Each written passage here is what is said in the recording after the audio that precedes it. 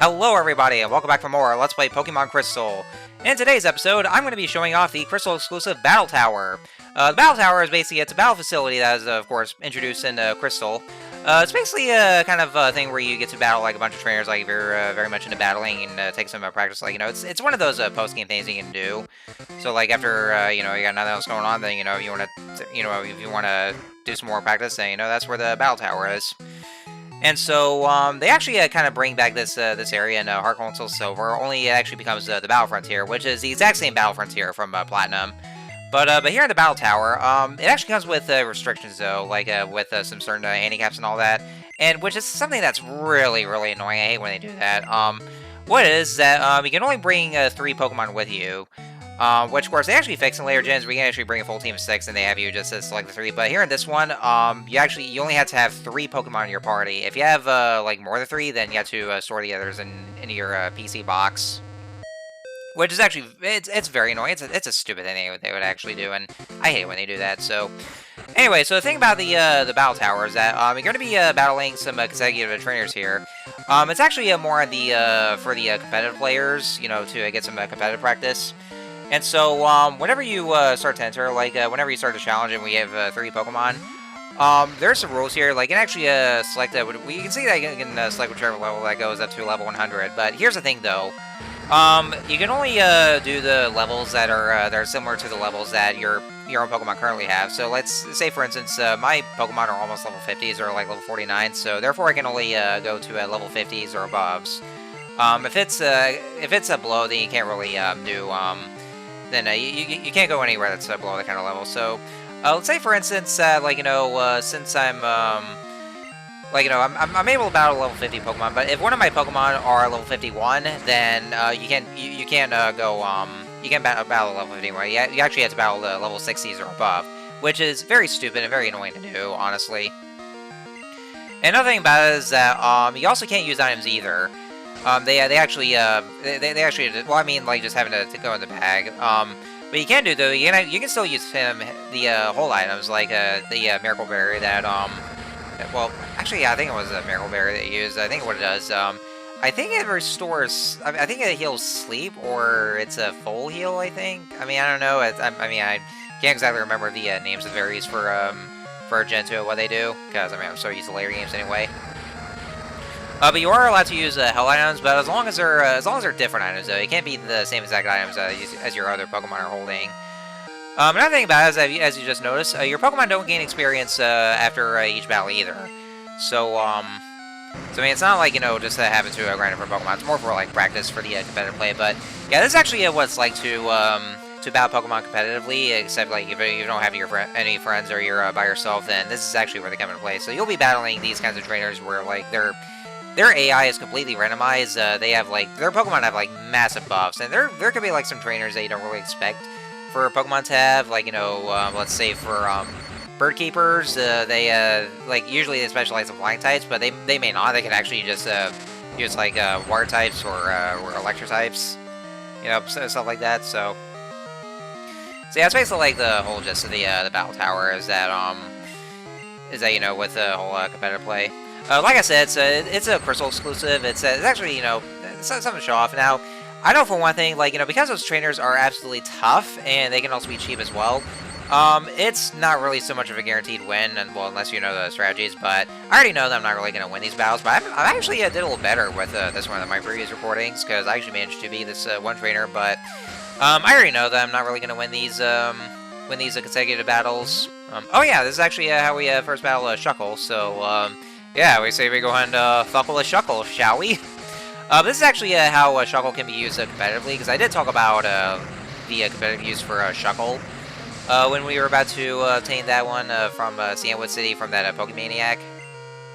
But yeah, this is how Shuckle can be used competitively. Like it's using a Sandstorm right now, and I actually did talk about that, and also holding Leftovers. Oh, and it can also use Wrap as well. So yeah, Shuckle can be, it's not a very good Pokemon in itself. I mean, good for defense, but that's about it. It doesn't really have much of a good move pool, but there is a way to use it competitively, though. So yeah, and, you know, honestly though, I'm not really that much of a fan of the battle tower itself. I mean, at least how it was portrayed in Gen 2, because of all these, because of all these restrictions here and all that.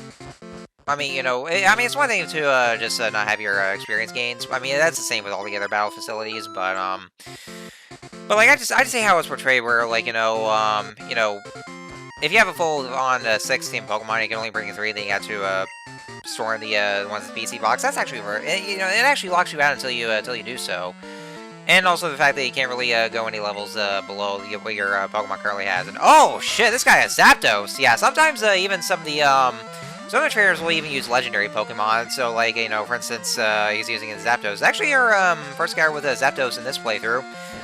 Which unfortunately we can't really catch Zapdos here in this gen. I mean, well, of course it is catchable in Heart Gold until Silver, but for this gen, if you only ever want Zapdos, you got to use the time capsule. We can trade Zapdos from Gen 1 over to here, so yeah, you can do that if you want to have access to it. But yeah, that's another example of what they can use. Yeah, sometimes trainers will actually use legendaries. So see, I think that's basically all there is to say about, like, you know, with the Battle Tower. But yeah, personally, I'm not really that much of a fan of it. Well, at least in Gen 2 because of all these bullshit restrictions. It's very annoying like that, but. You know, at the end of the day, it's still good practice you can use for, like, you know, if you want to practice on using Pokemon competitively. I don't know, this, oh, okay, yeah, at least Adruka survived this Hyper Beam, but yeah, it's actually something like, you know, if you only really have anything else going on, it's mainly for, like, you know, some post-game activities they can do, which, you know, a lot of the other games would tend to do, like, just give you something to do for post-game, just bring in the Battle Tower. And all that stuff. Although later on, like starting with Emerald, and they bring in Emerald actually introduced the Battle Frontier, and then which is repeated over again. And well, actually, I would say in Platinum, and then Heart Gold and Silver, and probably the last time you can see the Battle Frontier. And then after that, then they kind of just botched the whole thing altogether.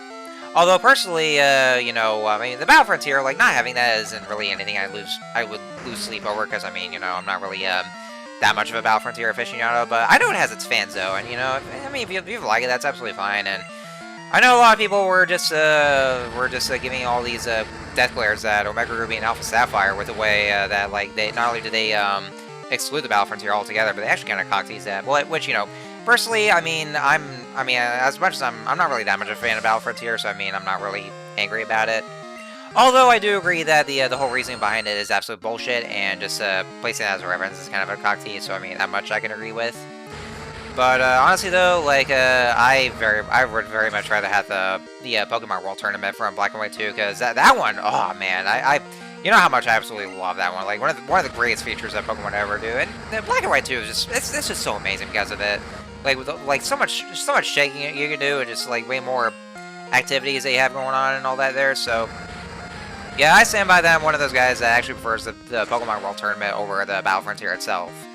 You know, because of just being able to battle those previous gym leaders and all that, and all that stuff there. You know, Black and White 2 has way more content, way more cool things to do in this one, and you know, that's why I fucking love Black and White 2. You know, after playing that's how Generation 5 became my absolute favorite generation of all time, and man, I absolutely cannot wait to get to that. Well, I mean, you know, I gotta do Black and White 1 first, and then Black and White 2, but, I mean, I love both those games to death anyway, so, you know, so, I mean, I absolutely cannot wait till I get to those, but that's gonna be years from now, because I still got those other Pokemon games to play, so, yeah, I'm going on these little tangents right here, so, so at least for this kind of recording session, I did a little better, where I actually managed to beat one of the trainers, but I wasn't able to make the cut for this one. But I actually did manage to make a good 10 minutes on that right here. So, yeah, I knew I wasn't really going to win this one here, but, you know, I figured I'd just go ahead and show it off anyway, to see what the Battle Tower's like, and, you know, what we can do here. So, yeah, if you want to ensure victory for the Battle Tower, then, you know, make sure you have some good Pokemon that can be used competitively. And give them some good held items as well that could really be beneficial for those. So stay with there again, at least ensure victory. But that's not really 100% guaranteed though, because of the way the AI is structured for those trainers. Because they can be really cheap as shit. And I mean, I've tested the Battle Tower quite a number of times, and you know, I just I always get my ass handed to me because of it, but But yeah, that's the whole thing about, or the Battle Tower. I almost said Battle Frontier. I mean, if I was playing Heart Gold and Silver, this would have been true because that's where they added there. But no, it's the Battle Tower. But yeah, that's basically what it is. So, a little distraction for competitive play and all that stuff for post-game stuff. So, anyways, in the next episode, the next thing we're going to do is Legendary Hunting. And we're going to start with the roaming Legendaries. See you guys next time.